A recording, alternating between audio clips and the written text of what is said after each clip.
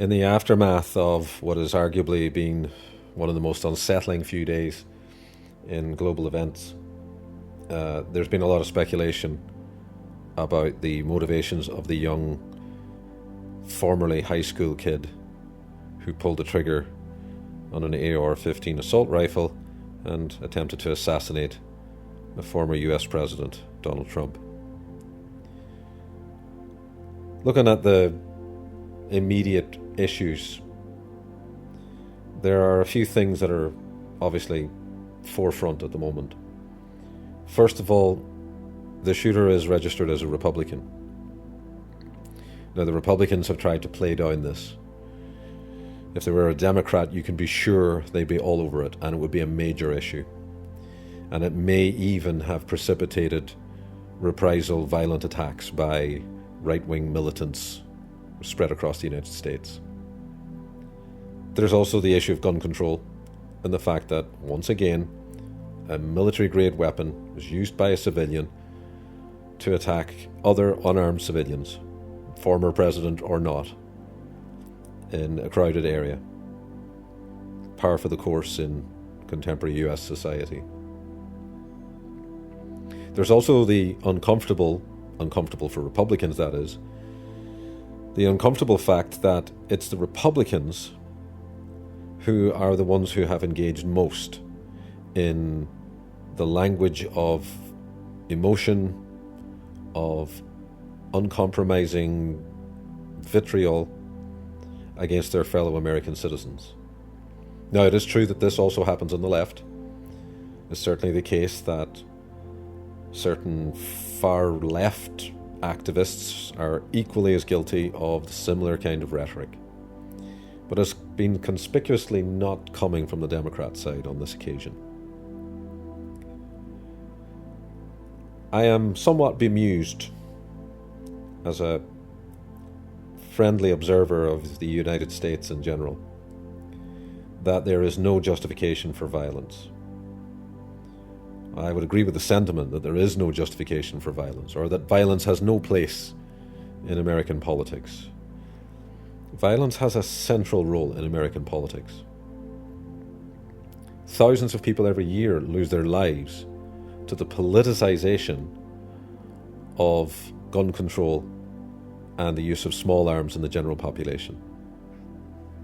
And there are those who would say that the United States is one of the more benevolent global powers, and objectively that may well be true, but it's a global power that is established and maintained by a military-industrial complex. And I'm not a pacifist. But there is no denying the link between violence and politics, particularly in the United States. But I think more important, it may well be time to reflect on the fact that deep within the cultural psyche of the United States itself, and it's something that does permeate out into the rest of the world, there is actually a glorification of violence. We see it in movie and TV culture. We see it in gaming culture, which is just now as prevalent as movies and TV were in my time. The glorification of armed violence is certainly a feature of US society. To say nothing of, as mentioned, the penetration of small arms into the wider population. More medium term, it's very clear that Donald Trump is going to benefit significantly from this. He will get a shot in the arm in terms of his polling. This will present a very serious issue for the Democrats, already wrestling with a problematic incumbent in Joe Biden. The Biden issue continues to loom large. And this is an absolutely crucial election year. There can be no doubt about the stakes involved here. And that is not lost on people. But the recent statement by the head of the Heritage Foundation that this would be possibly a bloodless second revolution as long as the left remains silent or doesn't oppose it, was already evidence and symptomatic of a very serious febrile political climate in the US. The longer term issues stem around the question of a possible, perhaps probable, Trump victory.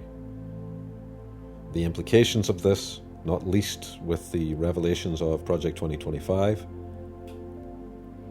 the threat to the remnants of US democracy, a compromised Supreme Court, a feckless and useless Democrat Party, a belligerent Republican Party. This is what faces us in 2025. And that has knock-on effects, not just within the United States, of course, but within international issues as well. Goes without saying. Key issues at the moment: the war in Gaza, Ukraine, Taiwan, the future of NATO, and, in a sense, the future of the wider Western alliance. But let's think a little bit about what all this means in terms of what's happened. We have a young 20-year-old kid who took up a weapon when the former president came into town, his town, bear crawled up onto a roof, lined up his sights, and took a shot at the former president, missing him by only inches. At the moment, there seems to be something of a struggle to determine motivation for this. It doesn't seem to add up on the face of it. If it was a Democrat with a clear grudge against a Republican nominee, then it might be understandable. It would be explosive in terms of internal domestic politics in the United States, but it would certainly be understandable. But there must have been a significant amount of cognitive dissonance among Republicans when it emerged that this individual was in fact a registered Republican. And that information came out really quickly. I suspect because in the absence of that information, people would have drawn their own conclusions and violence would have happened. There has already been targeting of Democratic politicians. Nancy Pelosi's husband, of course, being the most prominent example. But let's consider for a moment that we take the information we have at face value. Schoolboy, while at school, if reports are accurate, who in history class, when dealing with issues within US politics and trying to understand US history, asked by his teacher what side of the political spectrum they would tend to be. Most of his fellow classmates would move towards the centre or the left.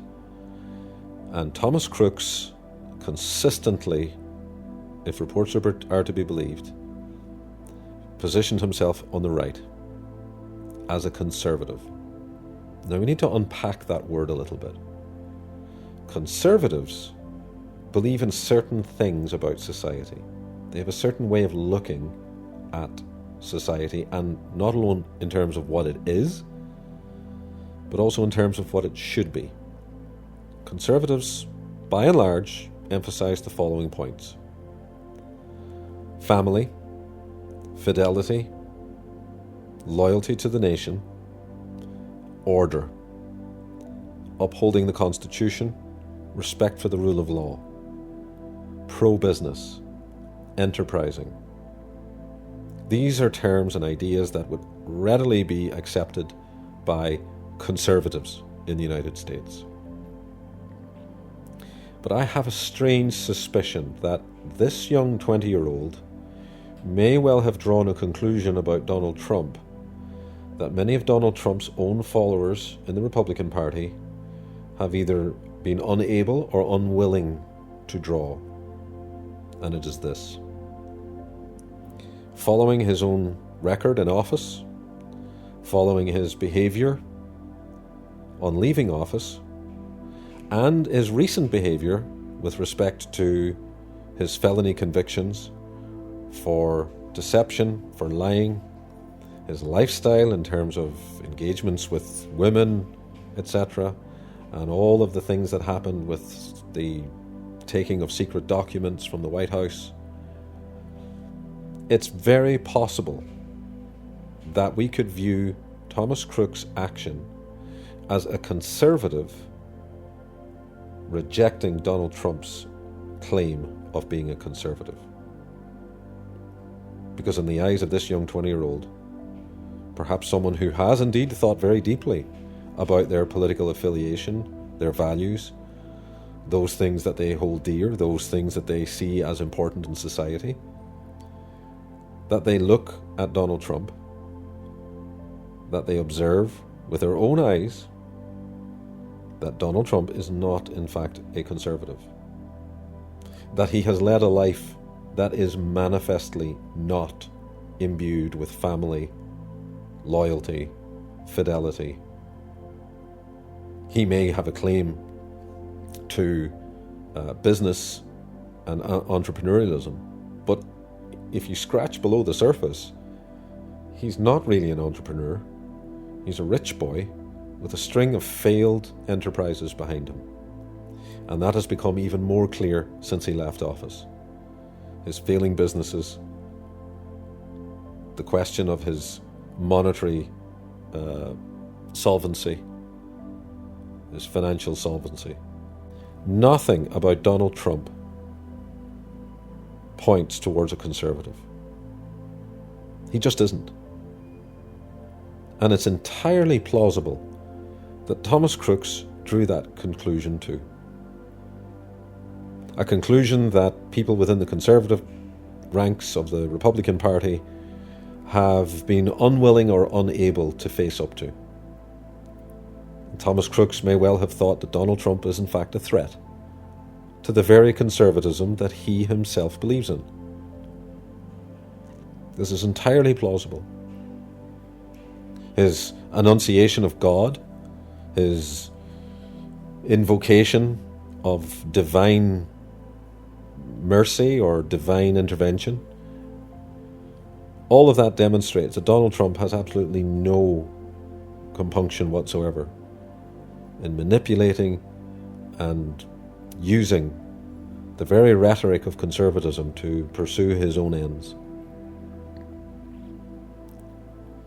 It's often forgotten that conservatism, real conservatism, and I don't claim to be one, is actually a very legitimate position within society. A Burkean conservative, that of Edmund Burke, is a conservatism that refuses to undermine society's established institutions. When Edmund Burke wrote his famous book, Reflections on the Revolution in France, he was arguing against revolutionary change, that it would bring disaster, which indeed it did. Setting the clock back to zero did not help the French state. It retarded it for many decades.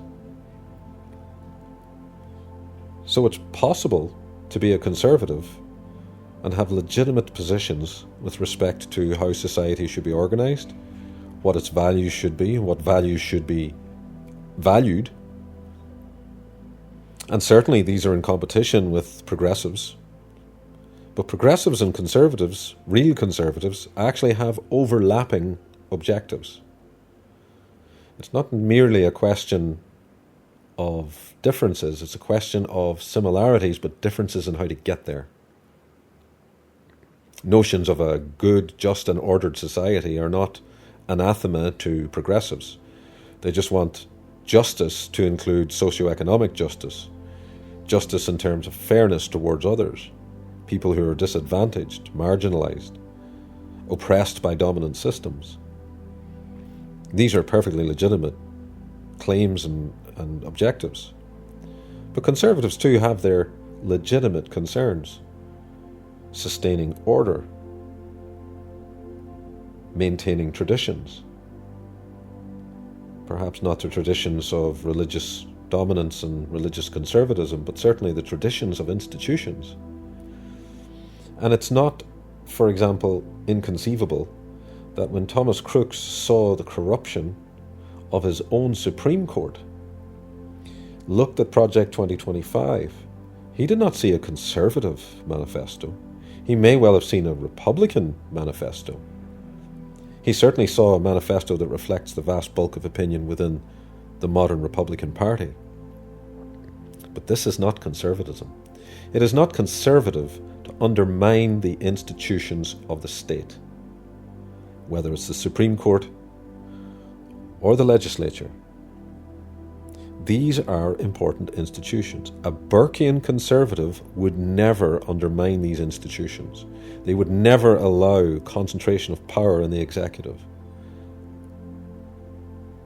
the destruction of the bureaucratic system, the emasculation of state agencies that have existed for decades, and some, like the EPA, established by former Republican presidents like Nixon.